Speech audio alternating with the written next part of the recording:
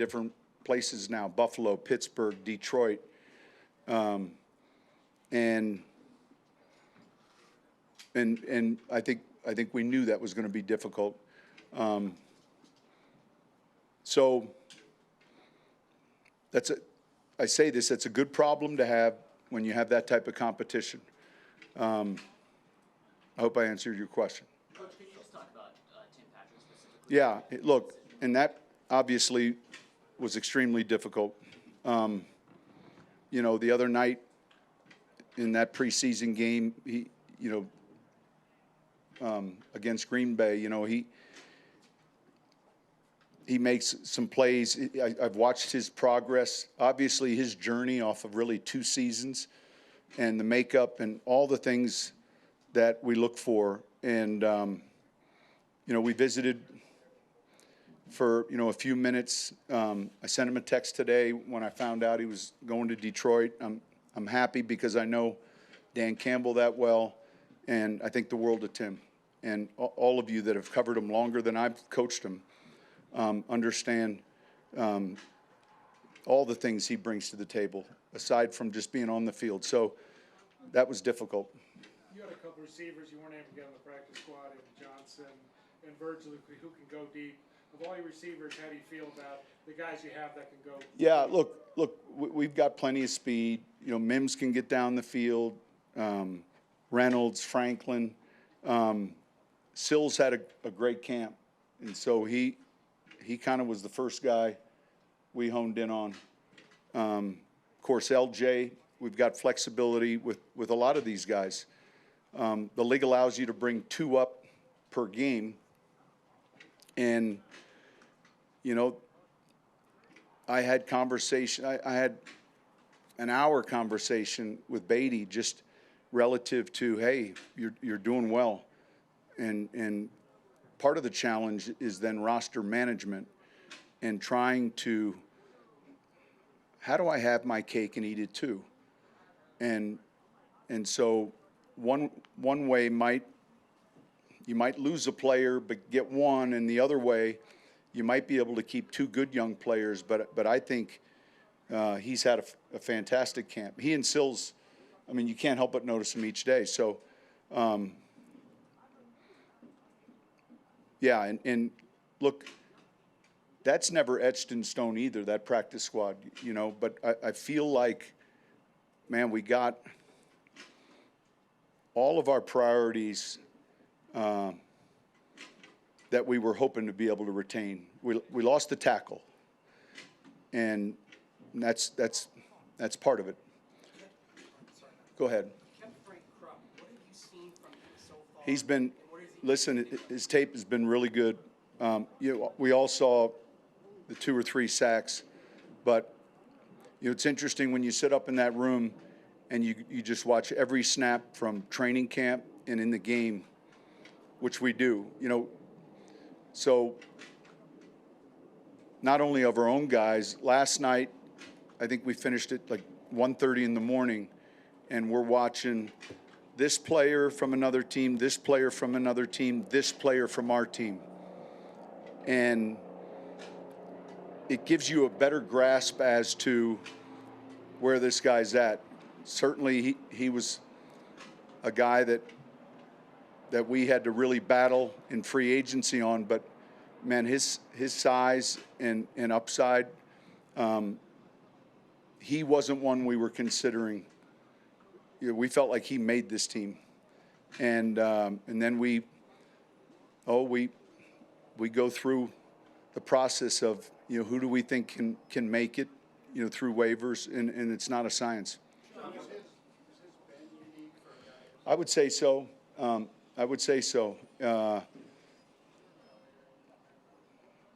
I coached his position coach, who we took in the 7th round.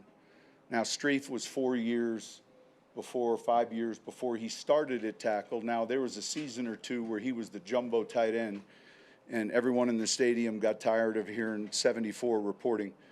And I'm not making the comparison, but he's much further along athletically than Zach. And And so we're real encouraged with him. You've talked about how this team's young and hungry. You've never won fewer than 7 games in a season. So now that we see the depth chart, and you are young, especially in 2 deep, not necessarily starters, what are your expectations for this group? Yeah, look, I'm never one to make predictions at the start of the season. I think it's, you know, playing well early. I talked about that. What does that mean? Just we can't get off to the start we did a year ago and dig ourselves in a hole. I think that's important. I think the leadership is ever evolving because there's been a number of former leaders, former captains that were here that aren't. So it's a process, and certainly I never in a team meeting talk about what our record should be. I discuss things like the division. I discuss things like, look, playoffs, what it takes. I discuss things like the opponents. We'll look at the first quarter poll of the schedule and then really focus in on Seattle. And so I'm excited. And look, I'm excited to see how we stack up. You know, because throughout the preseason, you got different combinations of teams playing players and, you know, there's a lot going on. But I am pleased with the energy, some of the things that you guys can see just from the eye. The number 3 quarterback, whoever he is, he's on the sidelines, uniform. Yeah, here's the deal. He's out there. He's doing everything, and my understanding is he can enter the game when the other 2 are hurt. And no definition on hurt or injured or anything like that? I should probably have you write the policy or, you know, in other words, but look, I know when they initially discussed this, it came after San Francisco and Philadelphia, and the initial approach was possibly can every team elevate a practice squad quarterback. And I was surprised it didn't pass, and it didn't pass. The union didn't pass it. So, look, this is where it is. Last year, I think 13 or 14 teams had 3, and then the remaining teams had 2 and 1 on a practice squad.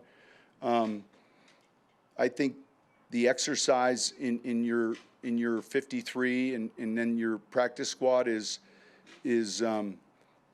really holding on to your assets, guys that you feel like are talented, and certainly that applies to Stiddy and Zach very much so. Sean, with where the economics are in the NFL, do you think, would you be in favor, I guess, of an expanded roster from 53 to 54, 55? Do you think that we're getting there? Yeah, I think I think that's more challenging, but I'm not sure. I mean, I like the fact that we've expanded that practice squad and we have flexibility. You do notice, the one thing I remember when I left college and came to college, there's 100 people, you know what I mean? Just 100 people, double jersey numbers, just you name it. And then you get to an NFL sideline and it's pretty thin. And so the kicking game, you know, what guys are doing, there aren't many guys that can come and just not play, and generally speaking, it might be the quarterback or the offensive lineman. But, yeah, it's different. You talk about, you know, sort of selling to players sometimes, and I'm wondering, like, with LJ and Burton, does just the fact that Little Jordan did this last year and played in every game help you pitch that to them again? Of like, hey, I think there's a trust. Like, when I call one of those guys into the room and shake their hands and said, just trust me here, listen to me, and it's just part of managing the roster and having guys that have been with you and trust you. In terms of the punting battle, Gil had maybe the better numbers in the preseason games, but what overall body of work led to Riley Dixon being the punter? I think it wasn't. I don't think he had the better numbers overall in the preseason either. I think Riley won that position. We've had a lot of battles. I don't know that one was that close. Was it just his consistency throughout training camp? All of it, yeah. they're breaking ground tomorrow in the new building. What is that going to mean to the football side of things when that's finished up? Well, the first thing is the parking's underground, so I don't think we have to like scrape our windows. Obviously, it's going to be beautiful. It's going to be nice. I think 2 years is I think 2026, you know, when we're sitting here doing this, it's going to be there, and this will all be gone. Greg, Carrie, the planning, there's been a lot that has gone into it. And it's just one more sign of their commitment relative to this organization and where we're at, what they want to do. I imagine at some point that tower is going to fall. That probably is the first thing. And then they're going to start, the way I understand it, that whole hill will be gone. Some of the weight room will open up to this field. You know, you'll have the training room with views to this field, the cafeteria, then the second level connects right to the indoor. You guys will have a media room over here, I think in the old racquetball court. Is that what we? Okay. We haven't finalized that yet.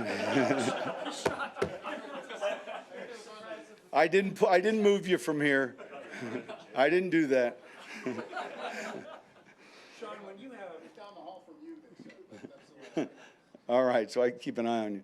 when you have a young football team and you've been so enthusiastic about their enthusiasm and their energy, is that the one thing that you really dial into, or is it the pliability? Well, I think it's not just, I mean, it's the talent, the execution.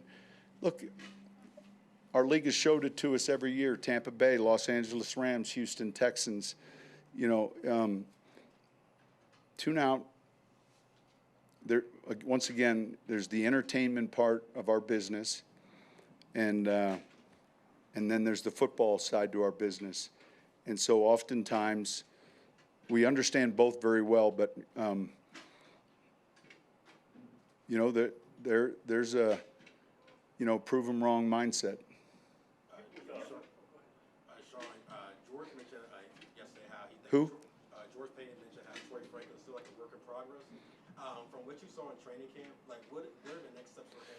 So here's what I see, man. I see great speed, probably as good run after the catch, you know, and even in his college tape. This past week, we saw him again. He's playing Z, and look, I like where he's at relative to his progress, and I like the selection, especially where we were able to draft him. But he has rare speed, and then he's very comfortable catching an in route, and all of a sudden, you know, taking it for a big gain. But yeah, is there a development to any of these rookies? Absolutely. Working on his lower body strength, getting stronger there. He's smart. He picks things up. There's good questions. He asked. We were discussing a few things today, so I'm excited about him. Coach, what about your vision of Blake Watson now that he's made the 50? Yeah. So look, developmental running back. He's got joker traits. I'd say he's strong in traffic. When you just watch his preseason runs, they're unremarkable, if you will. But then when you watch him in a row, man, there's power with his finish. You know, he had these rare times, 4.31, 11.2, all these blue marks, and then you see his ball skills. I think he fell behind a little bit at the start with his injury, but we felt strongly it was going to be hard for us to clear him through waivers. And that was based on the 6 or 7 teams that we were competing with. So, but that's where he's at today. On draft day, Sean, when you talked about your vision for Devon Bailey, you mentioned Tim Patrick as a potential comparison. How close is Devon to reaching that? Yeah, well, I think they've got like body types. They're big. They have strong hands in traffic. They're smart. They're tough. They catch it well. They block. You know, Devon's a guy that I see in a similar way. You know, the sub slot position to X. You know, where Cortland plays, and Tim the same way. Tim, the sub slot either, but inside out. And then LJ's another one who played quite a bit inside. So, you know, we all want to run the ball well, and that requires bigger, stronger, physical receivers. And so Tim's an outstanding blocker. Devon is an outstanding blocker. Obviously, he's just younger, and that's where he's at. Sean, was how long this season is? How welcome is this 3-day break that the league kind of? I think more importantly, the challenge when you played the final weekend was you were so close. So any nick or type of injury, 6 days, 7 days out could affect who was up for the game. And so, if it happens in the game we just played, we have a few guys that are getting treatment. It just gives you a better chance to get your players to the game. When you go younger at skill positions, at the backups, at running back, and receiver, and have a rookie quarterback, what are the challenges and benefits? I don't know if you've been in that position before. Look, in 06, we had a young receiver, Marcus Colston. He was drafted in the 7th round, I think a compensatory 7. And then we had a receiver, Dante Stallworth, who was a first-round pick. Now, Marcus in the spring struggled. His weight was a tick high, but he came back in training camp, had a really good camp, and we ended up trading Stallworth, and we went with what we were seeing, and it was a good decision. I mean, he ended up having a fantastic career. So it can happen in a number of positions. And ultimately, when you sit in a room for an hour and you put on one player and you watch everything, and you put on the next player and you watch everything, and you put on like positions, whether it was the runners, safeties, receivers,